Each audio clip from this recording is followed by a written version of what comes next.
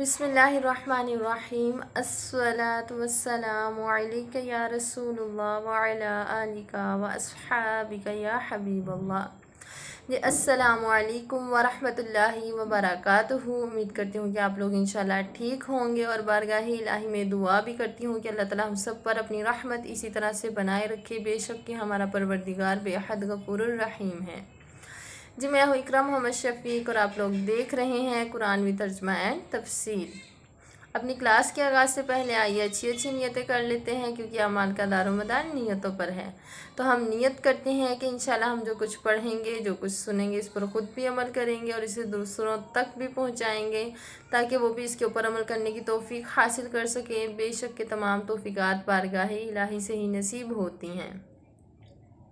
جی جیسا کہ آپ لوگ بھی جانتے ہیں کہ الحمدللہ ہم سورہ بقرہ شریف کو اس کی ترجمہ اور اس کی تفسیر کے ساتھ پڑھ رہے ہیں۔ ہم نے اس کی 34 آیات پڑھ لی ہیں، جن کا ہم نے ترجمہ اور تفسیر پڑھ لیا ہے، اور ہماری پچھلی 2 کلاسز میں جو ہمارا سبق تھا وہ حضرت آدم علیہ السلام کی تخلیق کے بارے میں تھا۔ اور پچھلی کلاس میں ہم نے پڑھا کہ جب اللہ تعالیٰ نے تمام فرشتوں کو حضرت آدم علیہ السلام کو تعظیمی سجدہ کرنے کا حکم دیا، تو تمام فرشتوں نے اللہ تعالیٰ کے حکم کے مطابق حضرت آدم علیہ السلام کو سجدہ کیا، لیکن جو ابلیس تھا، جو شیطان ہے، اس نے سجدہ کرنے سے انکار کر دیا، استغفراللہ، اور مردود ہو گیا، کفار کے ٹولے میں شامل ہو گیا، یا یوں کہیں کہ کفار کا سردار جو ہے وہ ابلیس بن گیا۔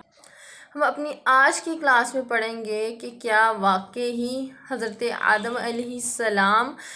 ہی وجہ تھے کہ استغفراللہ وہ جو ابلیس تھا وہ مردود قرار دے دیا گیا، اور کیا اس کا بدلہ جو تھا جو اس نے حضرت آدم علیہ السلام سے لیا، کیونکہ اللہ تعالیٰ نے اسے اپنی دستگیری سے، اپنی رحمت سے، اپنی جنت سے نکال دیا، تو پھر اس نے اس بات کا عزم کر لیا کہ حضرت آدم علیہ السلام جو ہیں ان کی وجہ سے مجھے جنت سے نکالا گیا ہے، میں مردود قرار دے دیا گیا ہوں، ان کی وجہ سے جو ہے مجھے اللہ تعالیٰ کی دستگیری جو ہے وہ حاصل نہیں ہے، تو اس کا میں حضرت آدم علیہ السلام سے استغفراللہ بدلہ لوں گا، اور حضرت آدم علیہ السلام کو بھی جنت سے استغفراللہ نکلواؤں گا۔ تو یہ جو اس کی سوچ تھی، کیا وہ اپنی اس سوچ میں درست تھا؟ کیا وہ اس کی جو سوچ ہے وہ اپنی سوچ کے مطابق جو اس نے کیا وہ ہم استغفراللہ جسٹیفائی کر سکتے ہیں؟ اس کے بارے میں ہم انشاءاللہ پڑھیں گے۔ یہ ہمارے سبق کا حصہ تو ہے، لیکن یہ وہ سوالات ہیں جن کے جواب جو ہیں ہم اکثر تلاش کرتے ہیں کہ کیا واقعی جو ابلیس نے سجدہ نہیں کیا، اس میں حضرت آدم علیہ السلام کا بھی کوئی عمل دخل ہے، یا پھر جو اس نے بدلہ لیا ہے، کیا وہ حضرت آدم علیہ السلام کو جو استغفراللہ اس نے اپنی نظر میں قصوروار مان لیا، کیا وہ اپنے اس سوچ میں درست تھا یا نہیں تھا؟ اس کے بارے میں بھی ہم پڑھیں گے انشاءاللہ۔ لیکن آئیے ہم اپنے آج کا جو لیسن ہے پہلے اس سے شروع کرتے ہیں، اور موقع کی مناسبت سے انشاءاللہ جو ہمارے سوالات ہیں ان کے بارے میں بھی ہم انشاءاللہ جاننے کی پوری کوشش کریں گے۔ تو آئیے شروع کرتے ہیں۔ جی آج ہم نے پڑھنا ہے آیت نمبر 35 سے، پہلے ہم انشاءاللہ اس کا ترجمہ پڑھیں گے اور ہم پھر اس کی تفسیر کی طرف چلیں گے۔ بسم اللہ الرحمن الرحیم۔ اور قلنا، اور ہم نے فرمایا، یا آدم اسکن، اے آدم علیہ السلام رہو، انت تم، اور زوجکا تمہاری بیوی، زوجک الجنت اس جنت میں، اور کلا منہا، اور دونوں کھاؤ، رغدن جتنا، حیث جہاں سے، شئتما چاہو تم دونوں، وَأَلَّا نَا تَقْرَبَا، اور مت قریب جانا، بِهَٰذِهِ الشَّجَرَةِ اس درخت کے، فَتَكُونَا ورنہ ہو جاؤ گے، مِنَ الظَّالِمِينَ اپنا حق تلف کرنے والوں سے۔ اللہ اکبر۔ بامحاورہ ترجمہ۔ اور ہم نے فرمایا، اے آدم علیہ السلام رہو تم اور تمہاری بیوی اس جنت میں، اور دونوں کھاؤ اس سے جتنا چاہو، جہاں سے چاہو، اور مت نزدیک جانا اس درخت کے، ورنہ ہو جاؤ گے اپنا حق تلف کرنے والوں سے۔ یہ تفسیر اس آیت مبارکہ کی، یہ ایک بہت ہی سیدھی سی آیت مبارکہ ہے، کوئی کمپلیکیشن نہیں ہے اس کے اندر۔ یہاں پہ جو خطاب فرما رہی ہے وہ اللہ تعالیٰ کی ذات ہے۔ اللہ تعالیٰ خطاب فرما رہے ہیں، کن سے فرما رہے ہیں؟ حضرت آدم علیہ السلام سے اللہ تعالیٰ خطاب فرما رہے ہیں۔ ہم نے حضرت آدم علیہ السلام کی تخلیق کے بارے میں پڑھا کہ اللہ تعالیٰ نے آپ کو تخلیق فرمایا، اور پھر اللہ تعالیٰ نے آپ کو تمام اسماء سکھا دیے، تمام اشیاء کے۔ پھر اللہ تعالیٰ نے آپ کی برتری جو تھی وہ فرشتوں کے سامنے ثابت فرمائی، اور پھر فرشتوں کو اپنی عاجزی کا جو ہے انہیں احساس ہوا، اور اللہ تعالیٰ نے انہیں حکم دیا کہ وہ حضرت آدم علیہ السلام کو سجدہ کریں، اور انہوں نے اپنی عاجزی کو قبول کرتے ہوئے حضرت آدم علیہ السلام کو سجدہ کیا۔ یہاں بھی حضرت اماں حوا علیہ السلام کا ذکر کیا جا رہا ہے، یہاں پہ ان کا ذکر آیا ہے۔ جب اللہ تعالیٰ نے حضرت آدم علیہ السلام کو تخلیق فرما دیا اور آپ جنت میں رہنے لگے، چونکہ آپ تنہا تھے، آپ کو اپنے جیسا کوئی جو ہے وہ نظر نہیں آ رہا تھا، اور یہ اللہ تعالیٰ کی حکمتوں میں شامل تھا، اللہ تعالیٰ نے اس کائنات کے نظام کو چلانا تھا، تو پھر حضرت آدم علیہ السلام جو ہیں آپ خوف زدہ ہوئے، کیونکہ آپ کو اپنے جیسا کوئی نظر نہیں آ رہا تھا، تو پھر اللہ تعالیٰ نے آپ کی بائیں پسلی سے حضرت اماں حوا علیہ السلام جو ہیں ان کو اللہ تعالیٰ نے تخلیق فرمایا۔ تو اس لیے یہاں بھی اللہ تعالیٰ فرما رہے ہیں کہ آدم علیہ السلام آپ اور آپ کی بیوی اس جنت میں رہیں، اور جہاں سے چاہیں جتنا چاہیں آپ کھائیں، یعنی اللہ تعالیٰ کی جو نعمتیں، جو اللہ تعالیٰ نے رحمتیں، جو برکتیں رکھی ہوئی ہیں جنت میں، اللہ تعالیٰ نے ان کے بارے میں حضرت آدم علیہ السلام کو کھلی آزادی عطا فرمائی کہ آپ اور آپ کی بیوی جو ہیں جس طرح مرضی رہیں، جہاں سے مرضی کھائیں، جتنا چاہیں کھائیں۔ لیکن ایک درخت، اس کے بارے میں اللہ تعالیٰ نے حضرت آدم علیہ السلام سے فرمایا کہ آپ جہاں سے مرضی چاہیں، جتنا مرضی چاہیں کھائیں، جیسے مرضی رہیں، لیکن اس شجر کے قریب آپ نے نہیں جانا۔ اگر آپ اس شجر کے قریب جائیں گے تو اپنا حق تلف کرنے والوں میں سے ہو جائیں گے۔ اور ماشاءاللہ سے جو مفسر ہیں انہوں نے کتنا پیارا یہاں پہ ترجمہ لکھا ہے، انہوں نے جو ہے ظالمین کی جو انہوں نے ترجمہ کیا ہے، انہوں نے یہ ترجمہ کیا ہے کہ اللہ تعالیٰ حضرت آدم علیہ السلام سے فرما رہے ہیں کہ اگر میرے منع کرنے کے باوجود آپ اس شجر کے پاس جائیں گے تو آپ اپنا حق تلف کرنے والوں میں سے ہو جائیں گے، ورنہ اکثر ہی جہاں پہ ظالمین آتا ہے وہاں پہ اس کا ترجمہ جو ہے استغفر اللہ ظالم ہی کیا جاتا ہے، لیکن ادب کا خیال کرتے ہوئے جو مفسر ہیں انہوں نے بہت ہی خوبصورت اس آیت مبارکہ کا ترجمہ کیا کہ اللہ تعالیٰ نے آپ سے فرمایا کہ اگر آپ اس شجر کے قریب جائیں گے تو آپ اپنا حق تلف کرنے والوں میں سے ہو جائیں گے۔ جی یہ تھی اس آیت مبارکہ کی تفسیر۔ آئیے اپنی اگلی آیت مبارکہ پڑھ لیتے ہیں۔ آیت نمبر 36، فَأَزَلَّهُمَا، پھر پھسلا دیا ہما انہیں، شیطان نے، انہا اس درخت کے باعث، فَأَخْرَجَهُمَا، اور نکلوا دیا انہیں، مِمَّا قَانَ فِيهِ، ان دونوں کو وہاں سے جہاں وہ تھے، وَأَرْقُلْنَ اهْبِطُوا، اور ہم نے فرمایا اتر جاؤ، بَعْدُكُمْ لِبَعْدٍ عَدُوٌّ وَلَكُمْ، اور تم ایک دوسرے کے دشمن رہو گے، وَلَكُمْ، تمہارے لیے، فی الارض، زمین میں، مستقر ومتاع، ٹھکانہ ہے اور فائدہ ہے، الی حین، وقت مقرر تک۔ بامحاورہ ترجمہ، پھر پھسلا دیا انہیں شیطان نے اس درخت کے باعث اور نکلوا دیا ان دونوں کو وہاں سے جہاں وہ تھے، اور ہم نے فرمایا اتر جاؤ، تم ایک دوسرے کے دشمن رہو گے، اور اب تمہارا زمین میں ٹھکانہ ہے اور فائدہ اٹھانا ہے وقت مقرر تک۔ جی تفسیری آیت مبارکہ کی، جیسا کہ ہماری کلاس کے شروع میں ہی میں نے کہا کہ کیا حضرت آدم علیہ السلام جو ہیں وہ واقعی ہی اس کے ابلیس کے سجدہ نہ کرنے میں جو حضرت آدم علیہ السلام جو ہیں وہ وجہ ہیں، اور کیا اس کا بدلہ لینا جو ہے وہ آپ سے ٹھیک تھا؟ تو اس کا جواب جو ہے بہت اختصار کے ساتھ وہ یہ ہے کہ ایک بندہ اور ایک خالق کا جو رشتہ ہوتا ہے اس میں کوئی چیز، کوئی وجہ جو ہے وہ آڑے نہیں آتی۔ جو ابلیس تھا وہ بہت ہی مقرب الہی تھا، اپنے اس عمل سے پہلے اس نے بہت زیادہ اللہ تعالیٰ کی عبادات کی ہوئی تھی، تمام فرشتوں کا وہ استاد بھی تھا۔ تو اللہ تعالیٰ نے حضرت آدم علیہ السلام کو تخلیق فرمایا ہے، اللہ تعالیٰ نے آپ کو تعلیم فرمائے تمام چیزوں کے نام، اور پھر اللہ تعالیٰ نے ہی آپ کو حکم دیا کہ آپ تمام فرشتوں کے سامنے ان ناموں کو بتا دیں، اور اللہ تعالیٰ کے حکم کی تعمیل کرتے ہوئے حضرت آدم علیہ السلام نے تمام فرشتوں کو ان اسماء کے نام جو ہیں وہ بتائے ہیں۔ تو پھر اللہ تعالیٰ نے ہی تمام فرشتوں کو حضرت آدم علیہ السلام کو سجدہ کرنے کا حکم دیا۔ اس میں حضرت آدم علیہ السلام کا کہیں پہ کوئی عمل دخل نظر نہیں آتا، نہ ہی جب اللہ تعالیٰ نے حضرت آدم علیہ السلام کو تعظیمی سجدہ کرنے کا تمام فرشتوں کو حکم دیا تو اس وقت بھی حضرت آدم علیہ السلام کا کوئی عمل دخل جو ہے وہ نہیں ہے کہ باقی فرشتوں نے سجدہ کیا اور جو ابلیس تھا اس نے سجدہ نہیں کیا، اس میں بھی حضرت آدم علیہ السلام کا کوئی ہاتھ نہیں تھا۔ یہ اللہ تعالیٰ کا حکم تھا، یہ اللہ تعالیٰ کی حکمت تھی، اللہ تعالیٰ کے ہی احکام۔ تو یہ جو ہم اللہ تعالیٰ کا کوئی بھی کام کرنے کے لیے جو ہم اپنے ریزنز دیتے ہیں، اپنے لوجکس دیتے ہیں کہ اگر یہ نہ ہوتا تو میں یہ کر لیتی یا کر لیتا، اور اگر یہ نہ ہوتا تو یہ ہو جاتا، یہ ہماری اپنے بنائے ہوئے بڑی کھوکھلی سی وجہ ہیں، بڑے کھوکھلے سے بڑے لیم ایکسکیوزز ہیں ہمارے جو ہم دیتے ہیں، جو ہمیں نہیں دینے چاہیے۔ تو جو ابلیس تھا اس کے سجدہ نہ کرنے کے پیچھے وہ خود ہی وجہ تھا، اور وجہ جو تھا وہ اس کا تکبر تھا، اس کا اپنے آپ کو اعلیٰ جاننا تھا۔ اس نے حضرت آدم علیہ السلام کو سجدہ صرف اور صرف اس لیے نہیں کیا کیونکہ اللہ تعالیٰ نے اسے آگ سے تخلیق فرمایا تھا۔ حضرت آدم علیہ السلام کی تخلیق اللہ تعالیٰ نے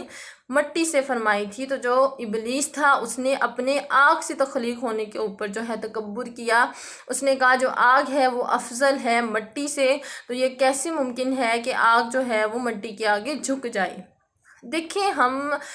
کسی بھی چیز کو فضیلت دینے والے کوئی نہیں ہوتے ہیں، ہمارا جو ہے اس میں کوئی عمل دخل نہیں ہے کہ ہم کہیں یہ چیز اس چیز سے افضل ہے۔ ہم اللہ کے بندے ہیں، اللہ تعالیٰ نے جس چیز کو جہاں پہ رکھا ہوا ہے، اللہ تعالیٰ نے جس چیز کو جو مقام دیا ہوا ہے وہ اللہ تعالیٰ کی شان ہے، اللہ تعالیٰ کی حکمت ہے۔ ہم کوئی نہیں ہوتے اس کے اوپر انگلیاں اٹھانے والے، کوئی نہیں ہوتے یہ کہنے والے کہ یہ اس چیز سے افضل ہے یا وہ اس چیز سے افضل ہے، یا اگر یہ ہوتا تو میں یہ کر لیتی یا کر لیتا، اگر یہ نہ ہوتا تو میں یہ کر لیتی یا نہ کر لیتی۔ یہ ہمارے اپنے ایکسکیوزز ہیں۔ تو یہ جو اس نے ابلیس نے جو تکبر کیا تھا یہ اللہ تعالیٰ کی ذات کو پسند نہیں آیا، گویا کہ یہ اللہ تعالیٰ کی حکمتوں میں شامل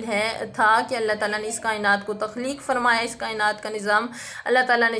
چلانا تھا۔ حضرت آدم علیہ السلام کو اللہ تعالیٰ نے زمین پر بھیجنا تھا، پھر آپ سے اللہ تعالیٰ نے نسل انسانی کو بڑھانا تھا، اور جو اللہ تعالیٰ کا جو حکمت تھی، جو نظام تھا، وہ اس طرح سے شروع ہونا تھا۔ لیکن اس میں ہم یہ بھی نہیں کہہ سکتے کہ جو ابلیس تھا اس کا اس میں کوئی قصور نہیں تھا، اس کے ساتھ جو ہوا وہ اللہ تعالیٰ کی حکمت میں تھا۔ بے شک اللہ تعالیٰ کی حکمتوں میں سے تھا، اللہ تعالیٰ نے اپنے علم سے جان۔ تو یہ جو ابلیس نے سجدہ نہیں کیا تھا اس کے پیچھے جو تھا وہ اس کا اپنا تکبر تھا، جو بہت بڑی وجہ تھی۔ اس میں حضرت آدم علیہ السلام کا کسی قسم کا کوئی عمل دخل نہیں تھا، ٹھیک ہے۔ اس سے یہ بات جو ہے وہ کلیئر ہو جاتی ہے کہ جو ابلیس ہے اس نے اپنے تکبر میں آ کر جو ہے سجدہ حضرت آدم علیہ السلام کو نہیں کیا، اور اس کے بعد اس کی اپنی سوچ تھی کہ اس نے اللہ تعالیٰ کے حکم کی حکمت کو نہیں سمجھا، اس نے یہ نہیں دیکھا مجھے کون سی ذات حکم فرما رہی ہے، یہ وہ ذات ہے کہ جس نے کہ مجھے بھی تخلیق فرمایا ہے، حضرت آدم علیہ السلام کی تخلیق بھی اسی ذات پاک نے فرمائی ہے، تو وہ ذات جو مجھے حکم فرما رہی ہے مجھے اس سے کر گزرنا چاہیے، نہ کہ یہ سوچتا کہ میں کروں سجدہ نہ کروں، مجھے کرنا چاہیے یا نہیں کرنا چاہیے، میں اعلیٰ ہوں استغفر اللہ وہ ادنا ہے۔ یہ ساری جو تھیں وہ اس کی اپنی جو تھیں وہ لوجکس تھیں، اور یہی ہمارا بھی حال ہے۔ اگر ہم کسی چیز کو کرنے یا نہ کرنے میں اپنی لوجکس دیتے ہیں تو یہ ہمارا اپنا قصور ہے، ہم اللہ کے بندے ہیں، ہمیں جو اللہ تعالیٰ نے احکام دیے ہیں وہ ہمیں کر گزرنے چاہیے۔ جیسے کہ ہم کہتے ہیں کہ جب اسلام پھیلا تھا، جب اسلام کی ابتدا ہوئی تو جو صحابی رسول صلی اللہ علیہ وآلہ وسلم ہیں انہوں نے جو اسلام کے اوپر عمل کیا، جو انہوں نے پابندیاں جو تھیں اسلام کے اصولوں کی اسلامی اصولوں کے مطابق انہوں نے زندگی بسر کی، تو وہ اور زمانہ تھا۔ اب جو ہے اب اور زمانہ ہے، اب ہم ایسے ماحول میں نہیں رہ رہے، اب ہمارے جو حالات ہیں وہ ویسے نہیں ہیں۔ تو اگر ہم اللہ تعالیٰ کے احکام کے مطابق زندگی بسر نہیں کر رہے تو یہ ہمارا اپنا قصور ہے، حالات بھی ہمارے ہیں، یہ ماحول بھی ہمارا ہی بنایا ہوا ہے، ہم سے ہی ساری چیزیں ہیں، ہم نے اس ماحول کو اس طرح سے بنایا ہے، ہم نے ہی حالات کو اس طرح سے جو ہے وہ کر دیا ہے، اور اس کے بعد ہم یہ کہیں کہ ویسے حالات نہیں ہیں، ویسا ماحول نہیں ہے، ہم ان اصولوں کی ویسے پابندی نہیں کر سکتے جس طرح کے وہ جو تھیں پاک ہستیاں کیا کرتی تھیں۔ تو یہ ہمارے اپنے لوجکس ہیں جن میں کسی قسم کی کوئی سچائی نہیں ہے۔ تو جتنا ہم یہ بھی نہیں ہے کہ ہم کہیں کہ جتنا ہم سے آسانی سے عمل ہوتا ہے وہ ہم کر لیں، جہاں ہمیں تھوڑی سی مشکل پیش آئے تو ہم سے پیچھے ہٹ جائیں، ایسا نہیں ہونا چاہیے۔ ہمیں پوری کوشش کرنی چاہیے پوری ایمانداری کے ساتھ کہ ہم ان تمام احکام کے اوپر عمل کریں جن کے اوپر عمل کرنے کا حکم جو ہے اللہ تعالیٰ نے ہمیں دیا ہے، وہ تمام کام کریں جس کے کرنے کا ہمیں حکم دیا گیا ہے، اور ان تمام چیزوں سے، ان تمام کاموں سے دور رہیں جن سے ہمیں دور رہنے کا جو ہے وہ اللہ تعالیٰ کی طرف سے حکم دیا گیا ہے۔ اس میں ہمیں اپنے لوجکس دینے کی کوئی جو ہے آزادی نہیں ہے۔ ہم نے جب اس دنیا سے جانا ہے، ہمارے جب اعمال کا احاطہ ہوگا، جو کہ ہو رہا ہے، جب ہمارے اعمال کا حساب کتاب ہوگا تو ہم سے یہ نہیں کہا جائے گا یا یہ نہیں فرمایا جائے گا کہ ہاں حالات ایسے تھے تو ایسا عمل جو ہے وہ تم نے کیا، ایسا نہیں ہوگا۔ اور نہ ہی ہم سے یہ جو ہے وہ فرمایا جائے گا کہ چلو اس نے ایسا کیا تھا تو اس کے بدلے میں تم نے ایسا کر دیا۔ ہم سب کا عمل جو ہے وہ اپنا ہے۔ اس طرح سے جو ابلیس نے حضرت آدم علیہ السلام کو سجدہ نہیں کیا، وہ اس کا اپنا عمل تھا اور اس کی جواب دہی جو ہے وہ اس نے کرنی ہے۔ یہ جو میں نے اب آیت کریمہ جو ہے جس کا ہم نے ترجمہ پڑھا ہے، اس میں جو ہے اس نے اپنا داؤ استغفر اللہ شیطان نے کھیل دیا ہے۔ اس نے جو اپنی مائنڈ سیٹ کیا ہوا تھا کہ مجھے اللہ تعالیٰ نے جنت سے جو نکالا ہے وہ اس کے پیچھے وجہ جو ہے حضرت آدم علیہ السلام ہے، تو اس نے جو مشن بنایا تھا کہ جس طرح سے مجھے جنت سے نکالا گیا ہے اسی طرح سے میں حضرت آدم علیہ السلام جو ہے ان کو نکلوا دوں گا۔ ٹھیک ہے، یہاں پہ یہ جو ہے کافی لوگوں کے ذہنوں میں سوال آئے گا کہ کیا انبیاء کرام سے بھی گناہ سرزد ہوتے ہیں؟ استغفر اللہ، تو ایسا ہرگز نہیں ہے۔ بارہا حدیث ہیں جس میں انبیاء کرام کے معصومیت کا جو ہے وہ ذکر فرمایا گیا ہے کہ انبیاء کرام جو ہیں نہ صرف کہ صغیرہ گناہوں سے بلکہ کبیرہ گناہوں سے بھی محفوظ ہیں، وہ معصوم ہیں، ان سے جو ہے گناہ سرزد نہیں ہوتے۔ اور ہمیں قرآن کریم میں بار بار انبیاء کرام علیہ السلام کی اطاعت کا حکم دیا گیا ہے۔ اگر ان سے گناہ سرزد ہوتے، استغفر اللہ، اللہ تعالیٰ ہمیں ایسی سوچ سے محفوظ رکھے، تو ہم پر ان غلطیوں کی استغفر اللہ جو کہ نہ ہیں، نہ کبھی ہوں گی اور نہ ہو سکتی ہیں، اللہ تعالیٰ جو ہے ہر ایک جو ایسی سوچ رکھتے ہیں ان کی بھی اللہ تعالیٰ دستگیری فرمائے۔ اگر ان سے استغفر اللہ گناہ سرزد ہوتے تو ہمیں ان کی بھی اطاعت ہم پر لازم ہوتی، کیونکہ اطاعت میں ہر چیز آ جاتی ہے۔ چونکہ انبیاء کرام علیہ السلام گناہوں سے پاک ہیں، کبائر و صغائر گناہوں سے پاک ہیں، تو ان سے کسی قسم کا گناہ جو ہے وہ سرزد نہیں ہوتا۔ یہ اللہ تعالیٰ کی حکمتوں میں ہی شامل ہے کہ تو بہرحال جو شیطان ہے اس نے اپنا جو کھیل تھا وہ اس نے کھیلا۔ اللہ تعالیٰ نے حضرت آدم علیہ السلام کو ایک شجر کے قریب جانے سے منع فرمایا تھا کہ آپ نے اس کے قریب نہیں جانا۔ تو جو شیطان تھا وہ حضرت آدم علیہ السلام کے پاس اور حضرت اماں حوا علیہ السلام کے پاس آیا اور اس نے کہا کہ اللہ تعالیٰ نے جو آپ کو اس شجر سے منع فرمایا ہے وہ اس لیے نہیں فرمایا کہ یہ اس کے قریب جانا حرام ہے، بلکہ اس لیے منع فرمایا کہ کہیں آپ فرشتہ نہ بن جائیں۔ اللہ تعالیٰ نے آپ کو انسان بنایا ہے، تو یہ جو اللہ تعالیٰ نے منع فرمایا ہے یہ اس طرح کا منع نہیں فرمایا جس طرح کا آپ سمجھ رہے ہیں۔ تو یہ جو آپ سے لرزش ہوئی ہے، آپ نے معصومیت میں جو ہے آپ سے یہ ہوا، کیونکہ آپ گناہ جو ہے اس وقت گناہ ہوتا ہے جب آپ اس کو جان کے کریں کہ ہاں یہ گناہ ہے۔ اللہ تعالیٰ نے آپ کو حکم فرمایا تھا کہ اس کے قریب نہیں جانا، تو آپ اس لیے بالکل نہیں گئے تھے کہ آپ نے اللہ تعالیٰ کے اس حکم کی استغفر اللہ نافرمانی کرنی ہے۔ جو اللہ تعالیٰ نے آپ کو حکم دیا ہے آپ نے اس سے الٹ کرنا، اس کے اگینسٹ کرنا، ایسا ہرگز نہیں تھا۔ جو شیطان تھا وہ آپ کے پاس آیا، اس نے آپ کو اپنی باتوں میں الجھایا، اپنی باتوں میں اس نے اس طرح سے الجھایا کہ آپ آمادہ ہوگے، کیونکہ اس نے اللہ تعالیٰ کی قسم کھائی تھی۔ جی ہاں، جو شیطان ہے اس نے اللہ کی قسم کھائی تھی، استغفر اللہ، اس نے کہا تھا کہ میں آپ کا خیر خواہ ہوں اور آپ کی میں اچھائی اور بھلائی ہی چاہتا ہوں۔ جب اس نے اللہ تعالیٰ کی قسم کھائی تو آپ کے یہ گمان ہوا آپ کو کہ کوئی اللہ تعالیٰ کی جھوٹی قسم کس طرح سے کھا سکتا ہے، یہ آپ کی معصومیت ہے، حضرت آدم علیہ السلام کی معصومیت ہے۔ آپ نے اس کی قسم کے اوپر اعتماد کیا، آپ نے یہ سوچا کہ یہ اللہ تعالیٰ کی قسم کھا رہا ہے تو یقیناً یہ ہمارا خیر خواہ ہی ہے۔ تو پھر آپ اس شجر کے قریب گئے اور اس کا آپ نے پھل کھا لیا، جو کہ اللہ تعالیٰ کی طرف سے پھر حکم ہوا حضرت آدم علیہ السلام کو کہ آپ اس جنت سے اتر جائیں، اس جنت سے چلے جائیں۔ اللہ تعالیٰ نے آپ کو زمین پر جو ہے وہ بھیج دیا، اور پھر اللہ تعالیٰ نے کیا فرمایا کہ آدم علیہ السلام تمہارے بعض جو ہیں وہ بعض کے دشمن ہوں گے۔ یہ جو فرمایا گیا ہے آیت مبارکہ کے اس حصے کی تفسیر جو ہے وہ یہ ہے کہ اس میں ایمان والوں کا اور کفار کا ذکر ہے، کیونکہ جو ایمان والے ہیں وہ کفار کی دشمن ہیں، اور جو کفار ہیں وہ استغفر اللہ ایمان والوں کے دشمن ہیں۔ اسی لیے اللہ تعالیٰ نے فرمایا کہ تمہارے بعض جو ہیں وہ بعض کے دشمن ہوں گے، اور یہ جو تمہارا زمین پر رہنا ہے۔ ساتھ ہی اللہ تعالیٰ نے خوشخبری بھی حضرت آدم علیہ السلام کو جو ہے وہ فرما دی، خوشخبری بھی اللہ تعالیٰ نے دے دی کہ جو آپ کا زمین میں قیام ہوگا یہ مستقل نہیں ہوگا بلکہ عارضی ہوگا۔ آپ زمین پہ جائیں گے لیکن وہاں پہ آپ کا ٹھہرنا جو ہے وہ تھوڑے عرصے کے لیے ہوگا، اور یہ جو تھوڑا عرصہ آپ اس زمین پر رہیں گے یہ آپ کی ابدی زندگی کی جو ہے وہ بنیاد بنے گا۔ آپ کی جو دنیاوی زندگی ہے یہ ڈیسائیڈ کرے گی، یہ طے کرے گی کہ آپ کی آگے والی جو زندگی ہے وہ کس طرح کی ہوگی۔ تو یہاں پہ ہمارے لیے بھی سبق ہے کہ جو ہماری زندگی ہے یہ مختصر ہے، ہمیں اس طرح سے بسر کرنی چاہیے جس طرح سے کہ ہماری جو ہیئر آفٹر لائف ہے وہ اس سے بیٹر ہو، اس سے بہتر بنے۔ تو اللہ تعالیٰ نے حضرت آدم علیہ السلام کو جو آپ اس شجر کے قریب چلے گئے، شیطان کے پھسلانے پہ گئے، آپ کا کوئی یہ ارادہ نہیں تھا کہ آپ استغفر اللہ اللہ تعالیٰ کے حکم کی نافرمانی کریں، آپ کا ایسا ارادہ ہرگز نہیں تھا۔ یہ شیطان تھا جو اس نے آپ کو اپنی باتوں میں الجھا لیا، اور یہ شیطان کا یہی وتیرہ ہے، اس کا یہی عمل ہے۔ وہ ہمارے سامنے بھی ہمارے اعمال بد جو ہیں ان کو اس طرح سے آراستہ کرتا ہے، اس طرح سے پیراستہ کرتا ہے کہ ہمیں سمجھ میں ہی نہیں آتا، ہمیں اپنے اعمال جو ہیں وہ بہتر ہی لگتے ہیں، ہم کچھ بھی کریں ہم اپنے آپ کو ہی ٹھیک سمجھتے ہیں، ہماری نظر میں سامنے والا جو ہے وہی غلط ہوتا ہے۔ یہ شیطان کی جو ہے